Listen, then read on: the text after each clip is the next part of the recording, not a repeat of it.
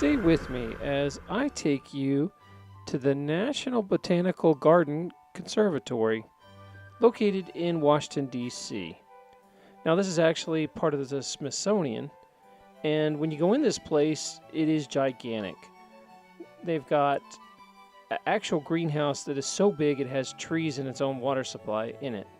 It's quite amazing, but you're probably here first to talk about chocolate, so let's get down to how to make chocolate. These are coca trees, and they're mainly from Ecuador, but they're kind of everywhere now. In the botanical gardens, they actually had a live cocoa tree, and a lady talking about how chocolate was made. And this is kind of a model of what the pods look like, but here's the real thing. If you crack open the pod, that's what chocolate is made from. So what happens is you dry these pods out, and the seeds get placed and fermented in the sun for a little while. And you'll eventually get these beans here. So these are coca beans. Now, you still have the problem of the shell on the outside. So what they actually have to do is, after this is done fermenting, they put it through a grinder to remove the little thin shell. Once the shell's removed, you get nibs. And I bet you're familiar with these guys. They're very, very powerful tasting and bitter. Now, you'll take these nibs. They grind and process the nibs down until they become this coca liqueur. And that's what's known as baker's chocolate, which you've probably gotten before. Now, this has all the fat in it. So what they do is they actually have another machine that presses the fat out and makes cocoa butter, which is right here. The leftovers that is had the oil pressed out then gets ground down into powder. And I bet you're familiar with cocoa powder and basically what they make hot chocolate out of. They add sugar and milk to it and make milk chocolate.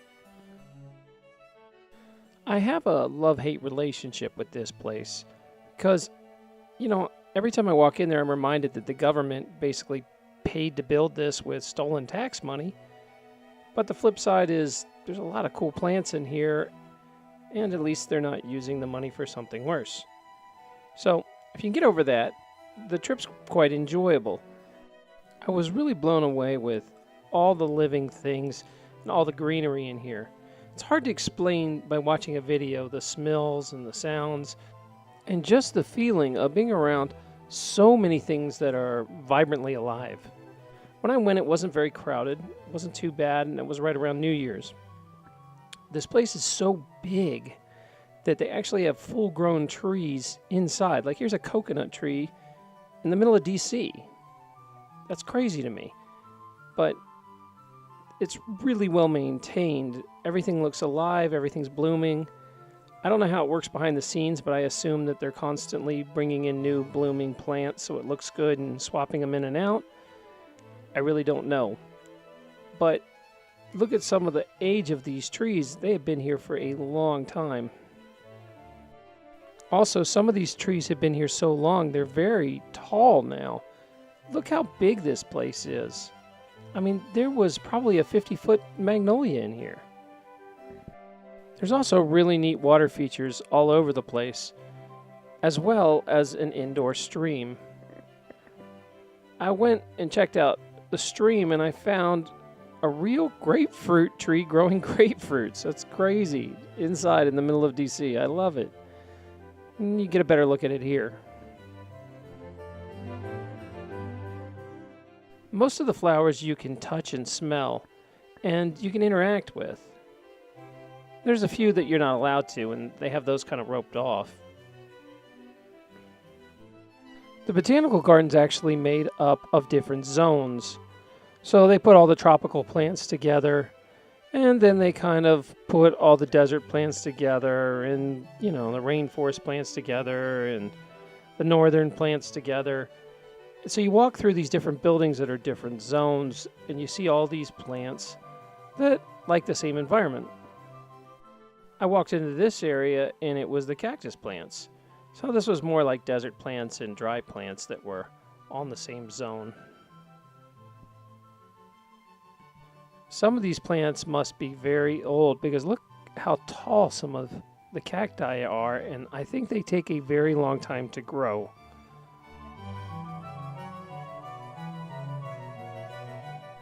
I really like the color of these blooms on this tree, but I don't know what it is. If you happen to know what this is, please leave it in the comment section below. And of course, they also had some shrub art. Pretty cute. And here's a banana tree without the bananas. Look how big that thing is. It is old. And some of our favorite plants are air plants. These guys are cool. They'll pretty much grow on anything. And once you enter the rainforest side of it, there's 3 different layers you can walk around on, so you can really get a good look at these big trees. I mean, this place is tall. And as you walk through, you can start on kind of like the bottom floor and move you up to the medium floor and all the way across the top to see the very top canopy. It was really quite fun. I liked it. We got a really good view from the top here. Take a look. They also had mist coming down from the ceilings and a water feature in the middle, so it would mimic more a tropical forest. You really don't get a chance very often to see the tops of really big trees, and because you're elevated so high, you can actually look right down and view the plant from a perspective you haven't really seen before. Also, there are air plants everywhere, which again, I'm fascinated with them. And then we ended our tour at the smell garden, where they have more of the fragrant smells, and you can see the little swan here. At the very end of our tour, we stopped and tried to identify these spices without looking at them. It was pretty neat. Don't forget, if you haven't subscribed yet, please subscribe to my channel. Also, give this a thumbs up, a like, a share, or if you have something to add, remember to comment below. Thanks. Also, don't forget to stop by terranlupo.com. I have up videos that you can't see anywhere else. Currently, I have one on carnivorous plants and also how to make your own mead. All you have to do is go over and sign